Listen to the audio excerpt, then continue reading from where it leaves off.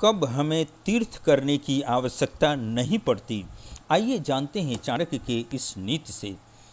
लोभश्चेद गुणेन किं पिशुनता यद्दस्ति किं पातकैः सत्यं चेत्तपशा च किं शुचि मनो यद्दस्ति तीर्थेन किं सौजन्यं यदि किं गुणैः सुमहिमा यद्दस्ति किं मंडनैः सद्विद्या यदि किं धनैरपयशो यद्दस्ति किं मृत्युना।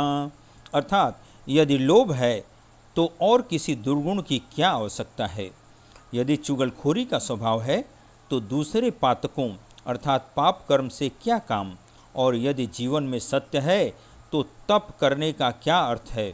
यदि मन पवित्र है तो जलमय तीर्थों में भ्रमण और स्नान करने से क्या लाभ। यदि सौहार्द प्रेम है तो गुणों की क्या आवश्यकता है। यदि संसार में कीर्ति फैल रही है तो अन्य आभूषणों से क्या मतलब।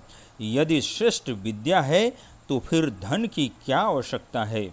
यदि अपयश फैला हुआ है तो मृत्यु से क्या, अर्थात वह तो जीते जी मरा हुआ है।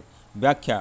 प्रस्तुत श्लोक में आचार्य चाणक्य ने कुछ गुण दोषों का बड़ा ही सुंदर विश्लेषण किया है। किसी भी दुर्गुण से बड़ा दुर्गुण है लोभ। चुगलखोरी सभी पापों से बड़ा पाप है। सभी तपों से बड़ा तप है सत्यवादिता। पवित्र मन है जिसका उसे तीर्थों की आवश्यकता नहीं। यदि हृदय में प्राणी मात्र के लिए प्रेम है तो दूसरे किसी गुण की आवश्यकता नहीं। जिसकी यश कीर्ति फैली है उसे दिखावटी आभूषणों की आवश्यकता नहीं।